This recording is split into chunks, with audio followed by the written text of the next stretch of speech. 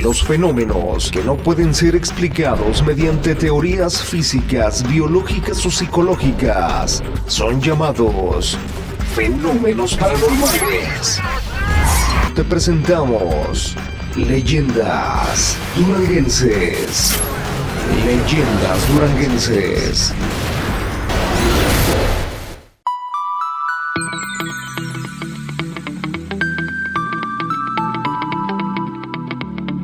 Corrían los primeros años del siglo XVII, cuando el territorio de la Nueva Vizcaya ya se encontraba en pleno proceso de conquista y colonización. Las versiones de la existencia de suntuosas ciudades encantadas y minas de oro y plata que mostraban el metal a flor de tierra y en algunas ocasiones corrían como agua fundida con el calor del sol, se encontraban de boca en boca al calor de las fogatas nocturnas, así como las noticias de la existencia de ricos placeres donde abundaban las pepitas de oro, tan grandes como el huevo de una gallina y tan abundantes como las arenas del río. Circulaban entre viajeros y caminantes, quienes en algunos casos ofrecían vender derroteros y en otros se ofrecían a servir de conductores en los caminos y rutas desconocidas.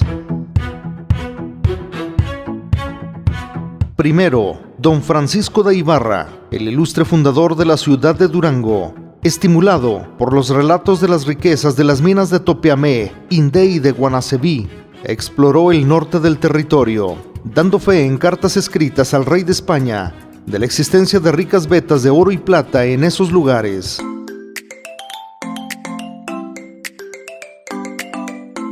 Años después, el también ilustre capitán español, don Rodrigo Río de la Loza, por orden y encargo de su jefe, el capitán de Ibarra, realizó exhaustiva exploración de los lugares, comprobando con asombro que efectivamente el oro se encontraba a flor de tierra, en forma abundante y en diferentes lugares. Aunque don Rodrigo conservó en secreto su descubrimiento y manejó con prudencia la información, las noticias se filtraron por diferentes medios y pronto se propagó la versión por todas partes de que al norte del territorio de la Nueva Vizcaya existía un lugar donde la tierra en sí estaba abundantemente mezclada con polvo de oro y las pepitas de este metal eran tan grandes que una sola era suficiente para enriquecer al más pobre.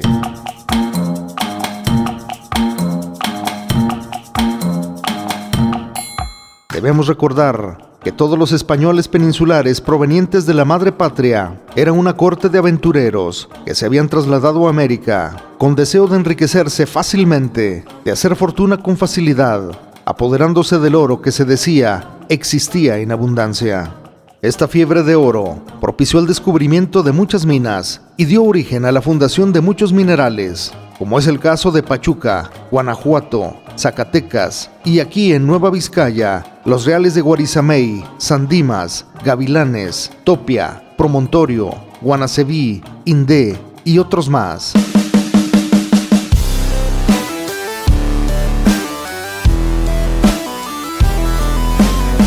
En consecuencia, la fama de la existencia de los placeres en la confluencia de los arroyos de Agua Buena y Agua Mala no podía ser una excepción y despertó la codicia de muchos buscadores de oro que todos los días llegaban al lugar, formando un campamento integrado con personas desconocidas entre sí, unidos solamente con el propósito de encontrar oro y hacerse ricos.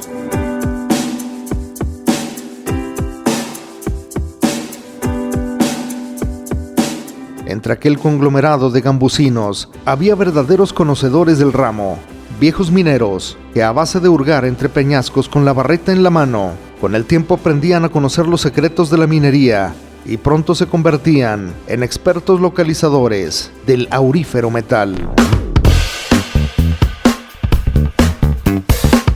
Tal fue el caso de los hermanos Navarrete, José y Manuel, quienes desde pequeños su padre los había iniciado en el oficio de lavar tierra y a la vuelta de poco tiempo, aún siendo jóvenes, se habían convertido en conocedores como muy pocos. Este par de muchachos no se daban por satisfechos con los resultados del gambusinaje y deseosos de encontrar las vetas que daban origen a aquel criadero, exploraban sin descanso todos los días las laderas y arroyos de la zona comarcana.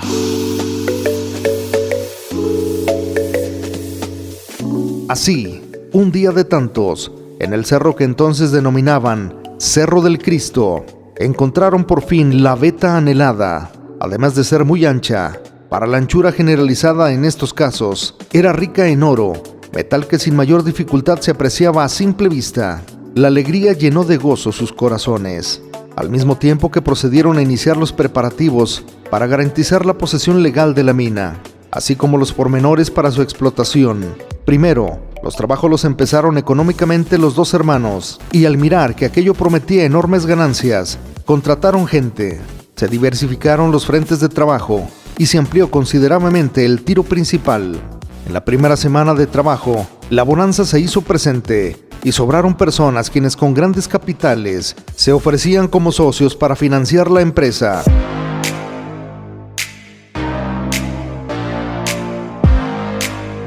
La fama de la riqueza de la mina circuló por todas partes, circunstancias que concentró a muchos cientos de aventureros en el lugar, con los que se abarató notablemente la mano de obra.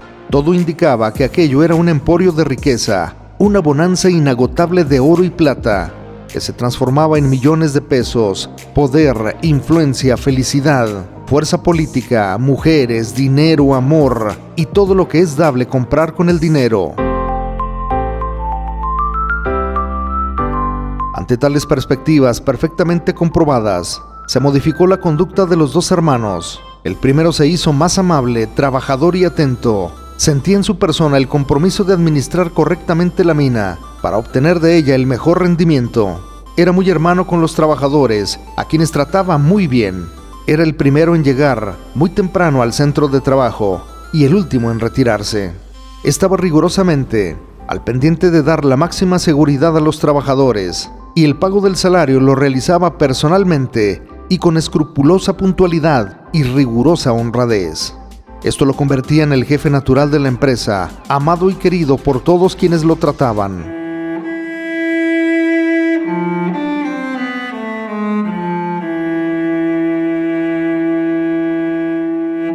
Por otra parte, José, al sentir que era rico, se había convertido en desconfiado, déspota con los trabajadores, tirano, partidario del alcohol, el juego de naipes y despilfarrador. No gustaba del trabajo, argumentando que en su calidad de dueño de aquella fuente inagotable de riqueza, no tenía por qué trabajar. El tiempo siguió su curso, y la envidia invadió el corazón de José, quien pensó en eliminar a su hermano para apoderarse por completo de aquella fuente de riqueza. Pensaba el muchacho que siendo el dueño único de la mina, el mundo entero se postraría a sus pies y sería el hombre más feliz de la tierra. No reflexionó en pensar que la riqueza es relativa y no radica en la posesión de oro, plata o dinero en abundancia, sino en tranquilidad, sensación de hacer el bien a los demás y sobre todas las cosas, sentirse bien consigo mismo y prodigar paz y bienestar para todos los que nos rodean. El mal se apoderó de José, quien determinó por fin asesinar a su hermano. Así, una mañana, a las primeras luces del alba, llegó José a la boca de la mina y se introdujo a su interior, esperando que Manuel llegara para matarlo, ya que este último tenía el hábito de llegar temprano, primero que nadie, para revisar desde herramientas hasta lugares de trabajo, de tal manera de evitar accidentes y hacer más fructíferas las actividades del día. Como de costumbre, Manuel llegó, penetró a la mina y empezó a revisar tiro por tiro. De pronto, sintió un golpe que lo arrojó al suelo y terminó con su vida. Una daga toledana de 2 filos que penetró por la espalda le había partido el corazón en 2 pedazos. La muerte fue fulminante y con una estocada tuvo. La sangre salió a torrentes, a pesar de que la daga se había quedado clavada en la espalda y tapaba en parte el agujero de la herida. Terminaba de esta manera la vida de Manuel, después de tantos batallares, esfuerzos y trabajos por hacer producir aquella mina. Por su parte, José, su hermano carnal, el fratricida asesino, se había asustado tanto que, atormentado por el remordimiento, ni siquiera tuvo valor de extraer el puñal que había clavado en el cuerpo de aquel hombre. Llorando y temblando de pavor, se escondió en uno de los recodos de la mina, debajo de una piedra, a esperar que los representantes de la justicia lo aprendieran o bien hacerse pasar inadvertido para evadir la responsabilidad del crimen. Cuando los primeros trabajadores llegaron a la mina, encontraron tendido sobre un charco de sangre a Manuel, sin saber quién, cuándo, por qué y cómo lo habían asesinado. Pronto dieron parte a las autoridades del pequeño pueblo de Nuestra Señora de las Mercedes del Oro. Habiéndose presentado al lugar del crimen, el sargento mayor don Ambrosio Barragán, quien a nombre de la Justicia Mayor de San Juan Bautista de Indé levantaría la diligencia correspondiente. En aquel momento, todo era confusión y angustia. Nadie sabía ni daba información de quién había sido el asesino de aquel difunto. Por fin, cuando llegó el sacerdote del lugar, como testigo presencial del acto, este conjuró el cadáver, procediendo a extraer de su cuerpo el puñal homicida. Todos se sorprendieron al mirar que en la hoja de la daga y en su empuñadura había las iniciales grabadas JN, que querían decir José Navarrete. Aquello era inconcebible, horrendo y fuera de lo posible. Nadie lo creía, y menos el sacerdote. Procediendo de inmediato a buscar a José, se le buscó en todas partes y en ninguna lo encontraron. A la altura del mediodía, cuando se habían convencido que José no aparecía por ningún lado, lo cual confirmaba que había sido el asesino, el sacerdote buscó nuevamente en los recodos de la mina, y grande fue su sorpresa al advertir que debajo de una enorme piedra estaba José, agazapado y bien escondido. Al conjurarlo con rezos en latín y pedirle que saliera de aquel escondite, el sacerdote se horrorizó. José, el hombre hermano de Manuel, repugnante fratricida, se había convertido en un enorme sapo, quien no salía, solamente los miraba con sus ojos saltones y movía impresionantemente la parte inferior de la boca, a la que llaman papada, como comúnmente lo hacen esos batracios. El cuerpo inerte de Manuel fue retirado del lugar para darle cristiana sepultura. Las autoridades civiles y eclesiásticas, así como los curiosos y mirones, se retiraron de la mina y José se quedó en su interior, dueño de ella, pero convertido en sapo. Desde entonces han transcurrido cerca de 300 años y el socavón que señala el lugar de esta historia todavía existe y se le denomina la Mina del Sapo, la cual se ubica a unos cuantos metros del pueblo de Santa María del Oro, Durango, actual cabecera municipal del Oro. Cuentan las consejas de los lugareños que todavía, de cuando en cuando, principalmente en los días lluviosos del verano, en todo el pueblo, pero principalmente por el barrio de Tierra Blanca, se escucha el ronco croar del enorme sapo, quien se quedó para siempre como dueño de la mina que lleva ese nombre. Los habitantes de Santa María del Oro llaman a esta leyenda la Mina del Sapo.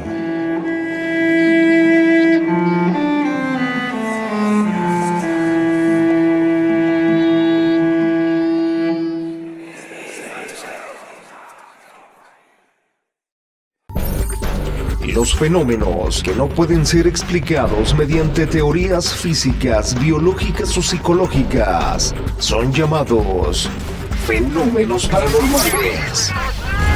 Te presentamos Leyendas Duranguenses.